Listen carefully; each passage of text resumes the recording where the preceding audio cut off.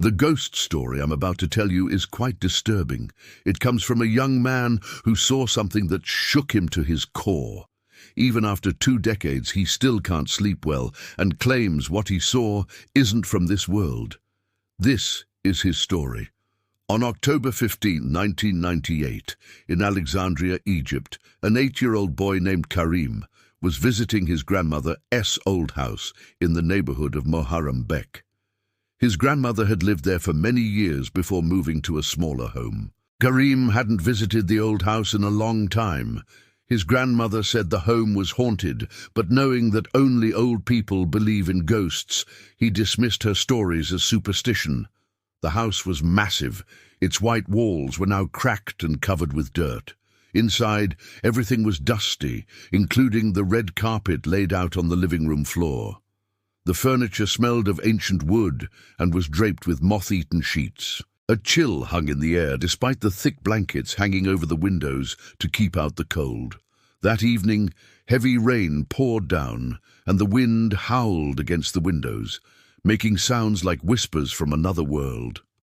Karim sat with his grandmother in the living room under the dim light of an old oil lamp. Outside, the storm raged on. His grandmother told him tales of their family history, her voice raspy with age. As the night wore on, the flickering shadows on the wall danced like ghostly figures, and the sound of the wind made it seem as though disembodied voices were whispering secrets from beyond the grave. When Karim's eyes grew droopy with fatigue, his grandmother suggested he go to rest in one of the bedrooms. She promised to call him when it was time to go home. The bedroom Karim slept in was large and bare, except for a worn-out mattress on the floor and a wooden wardrobe whose doors hung precariously from their hinges. When his grandmother left, Karim climbed into bed and tried to sleep, but the door didn't fully shut, leaving a gap for the wind to creep through. He kept hearing strange noises, like footsteps pacing back and forth on the other side of the door.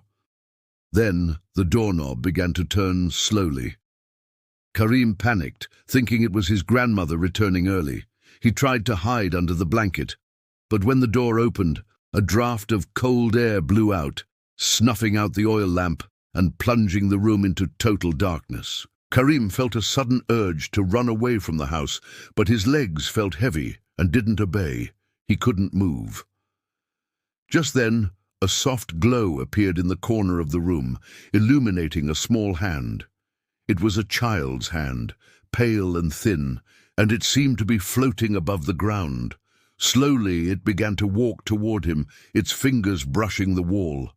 Karim couldn't make out the rest of the child's body. It was as if only its hand were visible. As the little hand moved closer, Karim realized that it looked just like his own, identical in every detail. But how could that be? His grandmother was downstairs. There was no one else in the house. Who was that child? And why did it look exactly like him? The hand stopped in front of the bed and slowly reached out to touch him. Karim wanted to scream, but his throat was dry and no sound came out. He tried to move, but he felt paralyzed with fear. The hand hovered over him for a moment, then retracted and disappeared into the darkness. Moments later, the footsteps began again, this time closer. They sounded like the dragging of a heavy metal chain. One by one, metallic moans echoed through the room, growing louder until they seemed to be right outside the door. Then, just as abruptly as they started, the footsteps stopped. Karim huddled under the blanket, too afraid to move or breathe. He heard the doorknob turning again, but instead of opening the door, a low voice began to growl from the other side. "Who's there?" it hissed. "Who's hiding in my house?" Karim wanted to respond, but he couldn't form any words.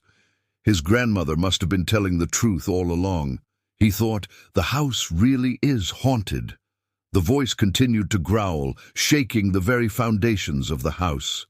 "Leave this place," it snarled. "You have no business being here." Suddenly the door burst open and a gust of wind slammed the mattress against the wall. The oil lamp flickered back to life, revealing a sight that made Karim's blood run cold. Standing in the doorway was the hand he had seen earlier, but now it was attached to a body. A tall, thin figure with long, greasy hair and fingernails like broken glass stood before him. Its skin was the color of old parchment, stretched tight over sharp bones. Two glowing red eyes burned with an eerie light, staring directly at him. Before Karim could react, the creature lunged toward him, knocking him off the mattress. He scrambled back, tripping over the wardrobe. As he looked up, he saw the creature hovering over him, its face inches from his. It opened its mouth to reveal rows of sharp teeth. "Run!" it rasped, its voice like nails scraping down a chalkboard. "Get out of my house before it's too late."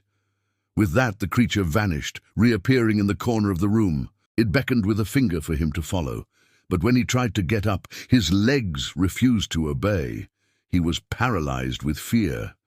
The creature let out a loud screech, startling him. For a moment, it looked as if the walls themselves were alive, writhing and twisting around each other. The floor rumbled beneath him, threatening to collapse, but then everything went silent. The creature was gone, and so was the sound of the storm.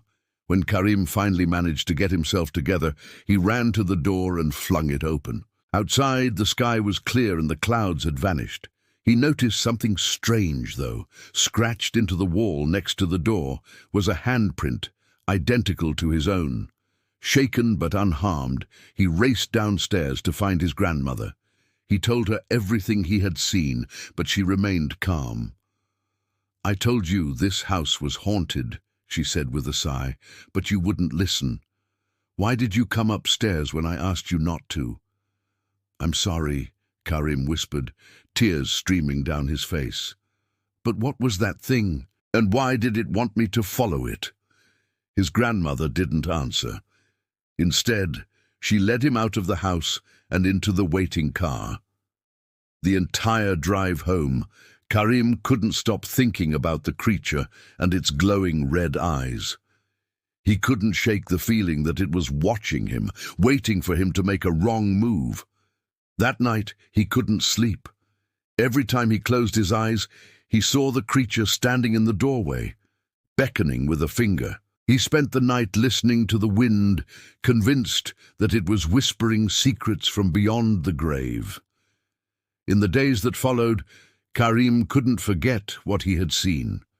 He avoided looking at his own hands, afraid that they would remind him of the creatures. He tried to tell his parents what had happened, but they didn't believe him. "There's no such thing as ghosts," his father said, dismissing his story. It was probably just a dream, but Karim knew it wasn't a dream. He remembered the scratch on the wall, the touch of cold flesh, and the creature's glowing red eyes. He was sure that what he witnessed wasn't from this world, but something dark and evil. To this day, Karim can't sleep well and often wakes up screaming in the middle of the night. He believes that the creature he saw that night is still out there, lurking in the shadows and waiting for him to make a mistake. After all, he only escaped its grasp because it let him go. But why? What was the creature's true motive? And what does it want from him? If you think you know the answer, leave a comment below. But please don't forget to subscribe. If you want to hear more stories like this, click the video that appears on screen now. Thanks for watching.